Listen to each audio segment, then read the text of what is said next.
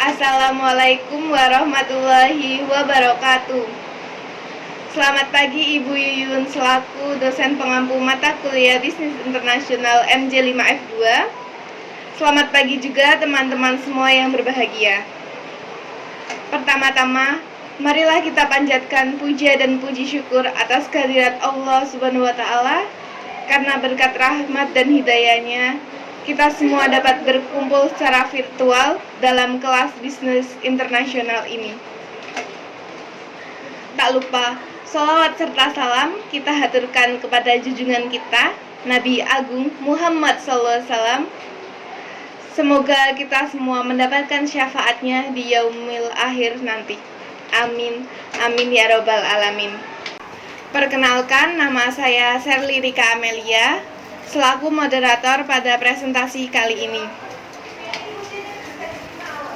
Pada kesempatan kali ini, kami dari kelompok Al-Alaq akan menyampaikan hasil diskusi kami mengenai Organisasi Perdagangan Dunia atau World Trade Organization atau WTO. Adapun anggota dari kelompok Al-Alaq adalah yang pertama ada Ine Prastiani, yang kedua ada Lina Sofana, yang ketiga ada Rafida Nur Rahim, yang keempat ada Rizka Amelia Saputri, yang kelima ada Sherly Rika Amelia, dan yang terakhir ada Sahda Audina Indana Zulfa. Baik teman-teman, langsung saja kita mulai presentasi pada pagi hari ini. Tapi sebelum itu, marilah kita membaca basmalah bersama-sama. Bismillahirrahmanirrahim. Adapun presentasi pada pagi hari ini akan membahas tentang Organisasi Perdagangan Dunia atau World Trade Organization yang berisikan materi. Yang pertama ada latar belakang WTO, yang kedua ada definisi WTO, yang ketiga ada fungsi dan tujuan WTO, yang keempat ada keanggotaan WTO, yang kelima ada prinsip-prinsip WTO, yang keenam ada persetujuan WTO, dan yang terakhir ada stagnasi WTO. Selanjutnya, untuk pemaparan materi yang pertama akan disampaikan oleh Saudara Ine Prastiani. Kepada Saudara Ine Prastiani dipersilahkan. Latar belakang pendirian World Trade Organization atau WTO ini berawal dari negosiasi yang dikenal sebagai Uruguay Round yang berlangsung pada tahun 1986 sampai 1994 serta perundingan sebelumnya di bawah General Agreement of Tariff and Trade atau GATT yang dilakukan pada tahun 1948 hingga 1994. GATT sendiri terbentuk dari pertemuan Bretton Woods yang dilaksanakan pada Juli 1994. Dalam pertemuan ini dirumuskannya Financial Agreement guna untuk membangun perekonomian dunia yang sebelumnya telah menjadi adanya Perang Dunia II. GATT sendiri membantu dalam pembangunan sistem perdagangan multilateral yang semakin liberal melalui perundingan perdagangan. Dalam perjalanannya, GATT telah melakukan beberapa perundingan sehingga tak lama kemudian pada pemutaran terakhir disahkannya persetujuan yang berguna untuk membentuk sebuah organisasi perdagangan internasional yang disebut atau yang lebih dikenal sebagai World Trade Organization atau WTO yang didirikan pada tanggal 1 Januari 1995. Putaran Uruguay memakan waktu sampai 7,5 tahun. Putaran ini hampir mencangkup semua perihal bidang perdagangan. Pada awalnya putaran ini sempat terlihat gagal, namun pada akhirnya ternyata membawa perubahan besar, apalagi semenjak diciptakannya GATT. Meskipun pada awalnya mengalami kesulitan, namun dalam kurung waktu 2 tahun, para peserta menyetujui pelibatan paket pemotongan atas biaya masuk terhadap produk-produk tropis dari negara berkembang, penyelesaian sengketa, dan penyampaian agar anggota organisasi memberikan laporan reguler mengenai kebijakan perdagangan. Hasil selanjutnya adalah perusahaan Delage Tech yang berupa terdiri dari 60 persetujuan, lampiran, keputusan, dan kesepakatan. Persetujuan dalam WTO ini sendiri mencakup barang, jasa, serta kekayaan intelektual yang mengandung prinsip utama liberalisme. Selanjutnya ada struktur dasar persetujuan WTO di antara lain 1. Barang atau goods, 2. Jasa atau servis, 3. Kepemilikan intelektual, yang terakhir 4. Penyelesaian sengketa. Selanjutnya akan dibawakan oleh Lina Sofana. Selanjutnya yaitu definisi World Trade Organization atau yang disebut dengan WTO. Lahirlah organisasi dunia di bidang ekonomi yaitu World Trade Organization yang didirikan pada tahun 1995. WTO adalah organisasi antar pemerintah dengan tujuan untuk membuat perdagangan antar negara semakin terbuka dengan penurunan bahkan peniadaan hambatan tarif maupun non-tarif. Organisasi ini merupakan badan internasional yang secara khusus mengatur perihal perdagangan global antar negara. Fungsi utamanya sendiri yaitu berguna untuk memastikan bahwa arus perdagangan global dapat berjalan secara lancar, sehingga hal ini dilakukannya penerapan aturan perdagangan multilateral yang disepakati secara bersama. Selanjutnya ada fungsi tujuan World Trade Organization atau yang disebut dengan WTO. Adapun fungsi dari organisasi di bidang ekonomi ini yaitu dikenal sebagai World Trade Organization, antara lainnya adalah yang pertama, mendukung pelaksanaan, pengaturan, dan penyelenggaraan dalam persetujuan yang telah dicapai demi mewujudkan sasaran dalam perjanjian tersebut. Yang kedua, sebagai forum perundingan.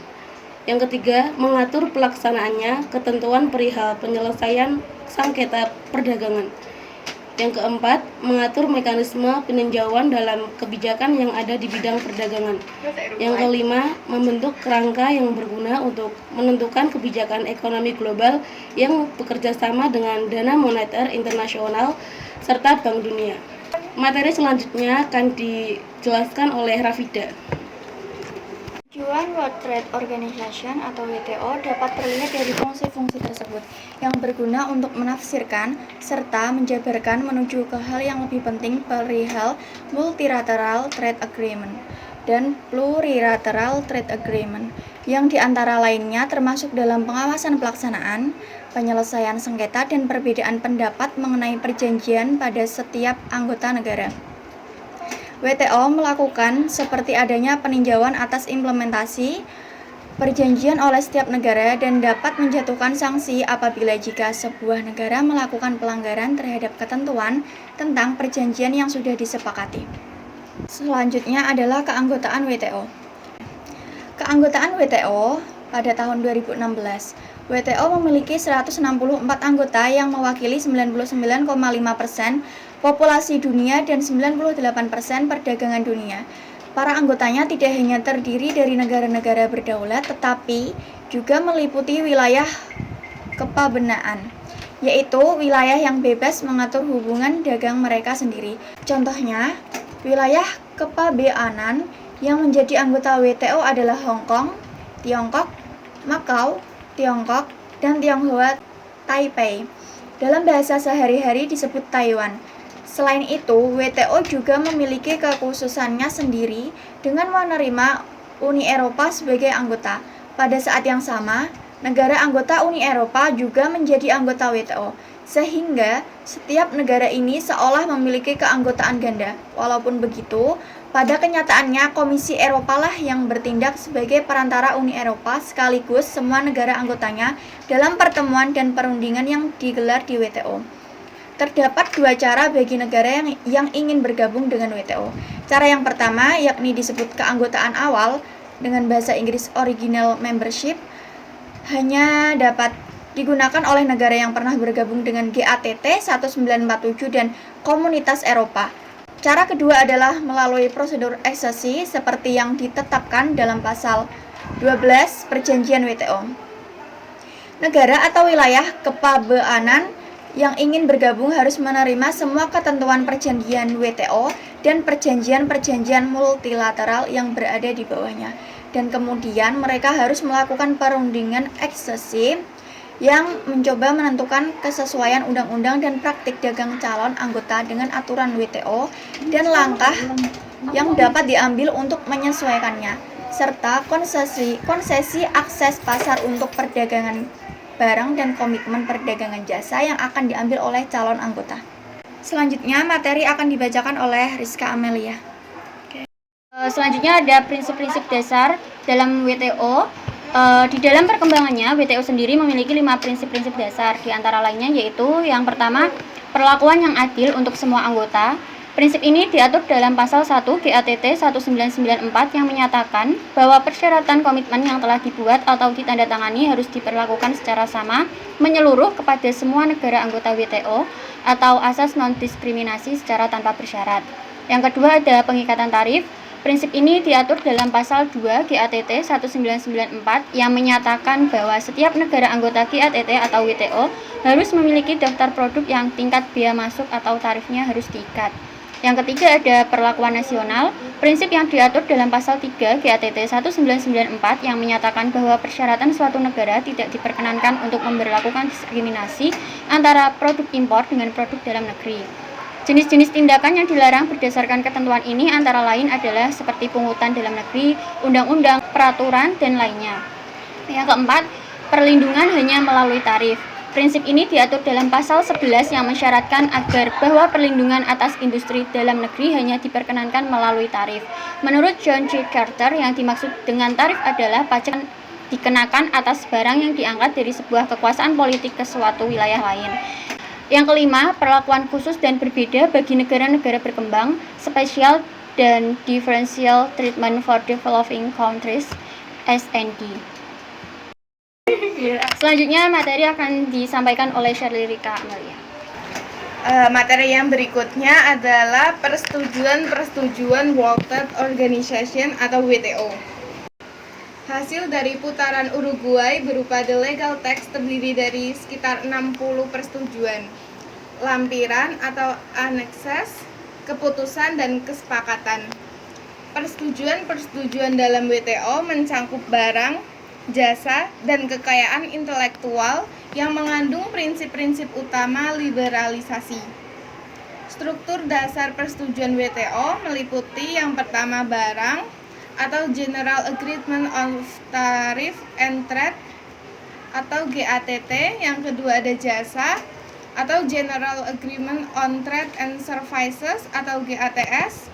Yang ketiga ada kepemilikan intelektual atau Trade Related Aspect of Intellectual Properties atau TRIPS. Dan yang keempat atau yang terakhir ada penyelesaian sengketa atau Dispute Settlements. Dan materi yang selanjutnya akan dipaparkan oleh Saudari Sahda Audina Indana Zulfa. Stagnasi WTO. Berbagai upaya telah dilakukan untuk mendorong kemajuan dalam perundingan, mulai dari pertemuan tingkat perunding, pejabat tinggi, dan tingkat menteri, baik dalam format terbatas maupun multilateral. Namun hasilnya belum menggembirakan. Pihak-pihak utama atau negara-negara maju masih bertahan pada posisinya. Konferensi tingkat menteri atau KTM WTO di Jenewa dilaksanakan pada bulan Desember 2011. KTM menyepakati elemen-elemen arahan politis yang akan menentukan program kerja WTO dan putaran Doha 2 tahun ke depan. Arahan politis yang disepakati bersama tersebut terkait tema-tema sebagai berikut. Yang pertama, penguatan sistem perdagangan multilateral dan WTO. 2. Penguatan aktivitas WTO dalam isu-isu perdagangan dan pembangunan. 3. Langkah ke depan penyelesaian perundingan putaran Doha. Kebuntuan kemajuan perundingan WTO mendapatkan titik terang. KTM ke-9 yang dilaksanakan di Bali pada tanggal 3-7 Desember 2013, di mana untuk pertama kalinya dalam sejarah WTO, organisasi ini dianggap telah fully delivered. Negara-negara anggota WTO telah menyepakati paket Bali sebagai outcome dari KTM ke-9 WTO. Isu-isu dalam paket Bali mencakup isu fasilitasi perdagangan, pembangunan, dan list developed countries atau LDC, serta pertanian. Itu semua merupakan sebagian isu yang dibahas dalam perundingan Doha Development Agenda atau DDA. Dengan paket Bali, kredibilitas WTO telah meningkat sebagai satu-satunya forum multilateral yang menangani kegiatan perdagangan internasional, sekaligus memulihkan political confidence dari seluruh negara anggota WTO mengenai pentingnya penyelesaian perundingan DDA. Hal tersebut secara jelas tercantum dalam Post Bali Work, di mana negara-negara anggota diminta untuk menyusun work program penyelesaian DDA di tahun 2014. Selesainya perundingan DDA akan memberikan manfaat bagi negara-negara berkembang. Untuk selanjutnya saya serahkan ke moderator. Sekian presentasi dari kelompok kami. Apabila mungkin dari teman-teman semua yang masih bingung dan ada yang ingin ditanyakan, silahkan untuk bertanya. Kurang lebihnya mohon maaf. Wassalamualaikum warahmatullahi wabarakatuh.